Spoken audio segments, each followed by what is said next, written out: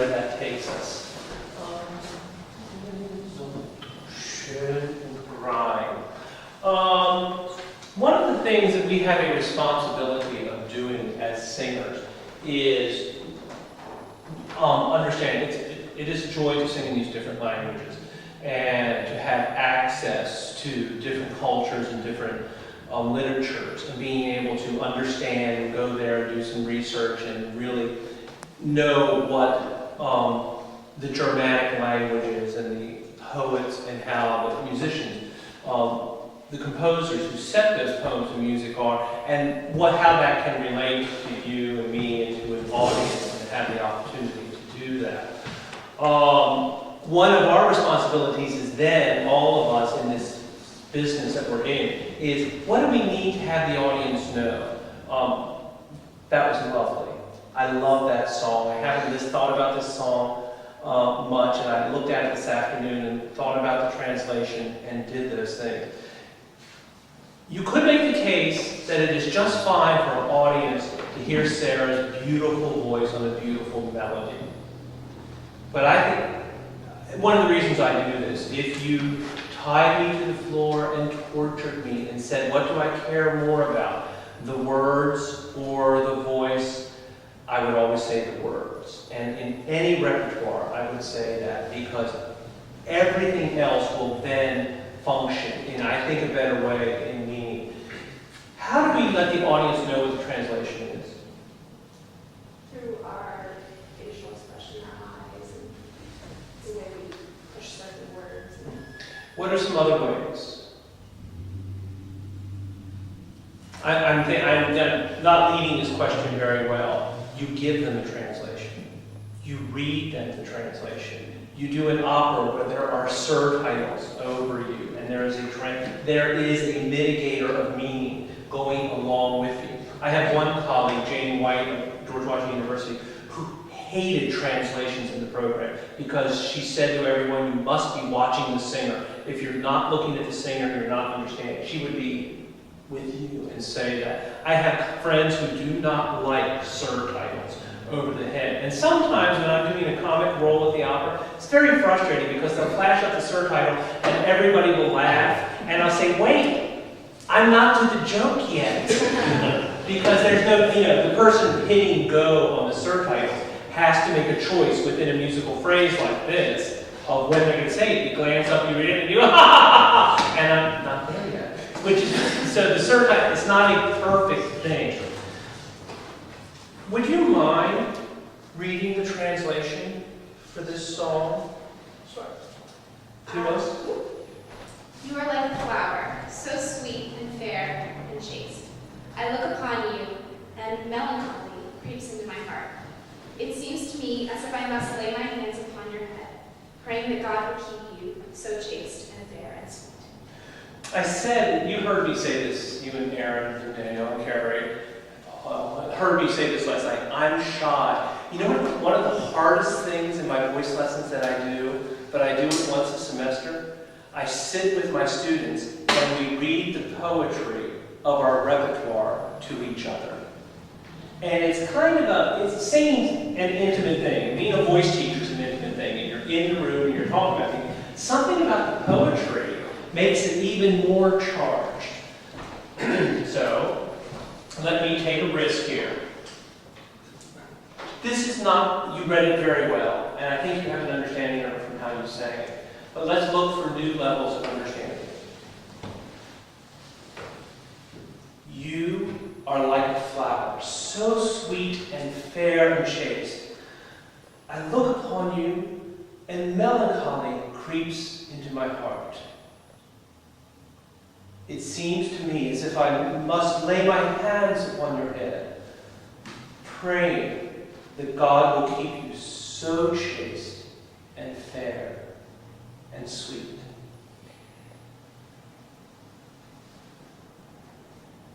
Five questions to answer in everything you sing.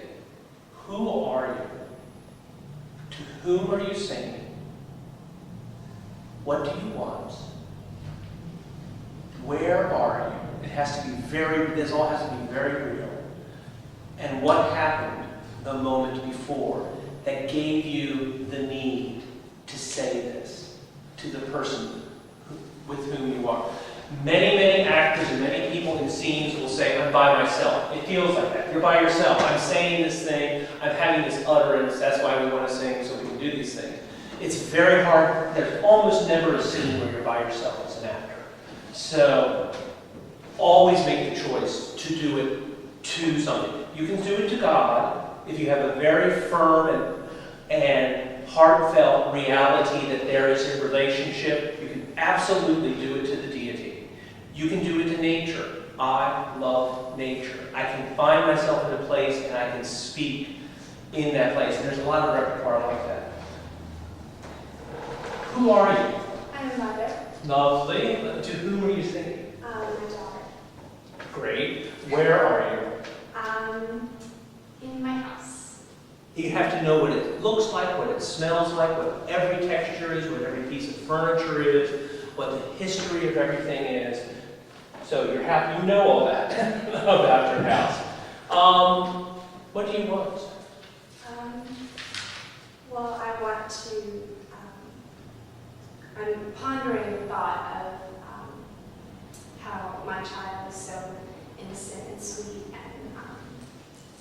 and lovely, and thinking about how as she's going to grow up, she's going to encounter the darkness of the world, and just praying that she'll stay that. Very German. That's a very German question.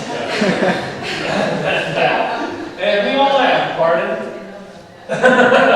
and every culture has its expressions, and they're strong and real, and we all laugh because we recognize that, because it is in all of us. What happened the moment before? Well, maybe my daughter, she might be a toddler or something, cute or sweet, and just think about how wonderful that is. That's very insightful, because that's exactly how our parents live our lives. We are going back and forth between that, and there's moments of sweet longing for the moment. Never let this moment be it. Think about that for a second. Create that scene very strongly, and then Deb will start, and sing into that scene.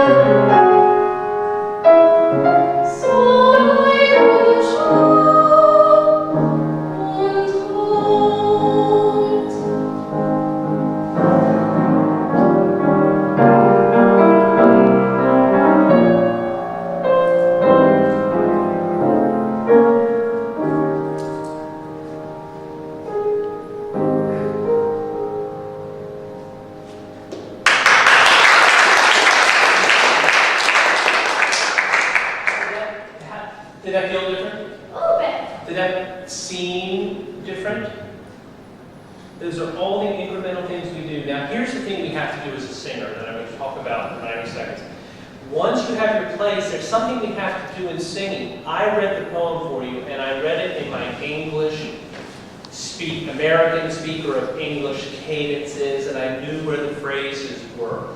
Now, what's the first phrase of the song? Oh, bist wie eine Blume.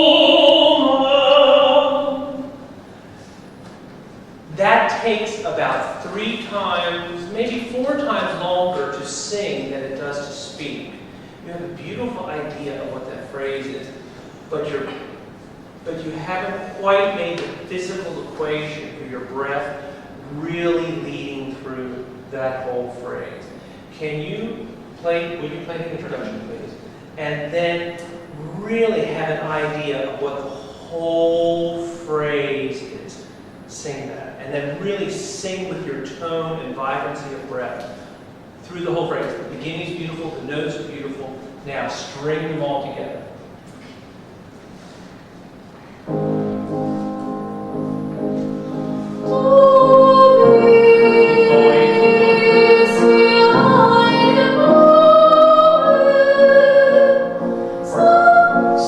Instrumentalists sing like singers, and singers sing like instrumentalists. This is one of my little analogies I use. Our singing is like a cellist. What we are doing with the bow on the string is our breath. The bow never leaves the string. It just keeps going. We have this idea that we restart notes.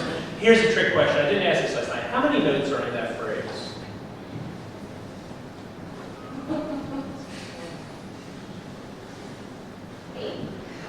Somebody said it? It's a trick. It's a trick. But it is a way to think about the cello bow on the string. You're changing the notes up here, but that production of sound, the relationship of the breath in your body to this phonatory thing, the thing that's making the noise, the chords in your throat, that is never unattacked. Keep making the sound. Keep the cello bow going all the time. Last time on the phrase, please.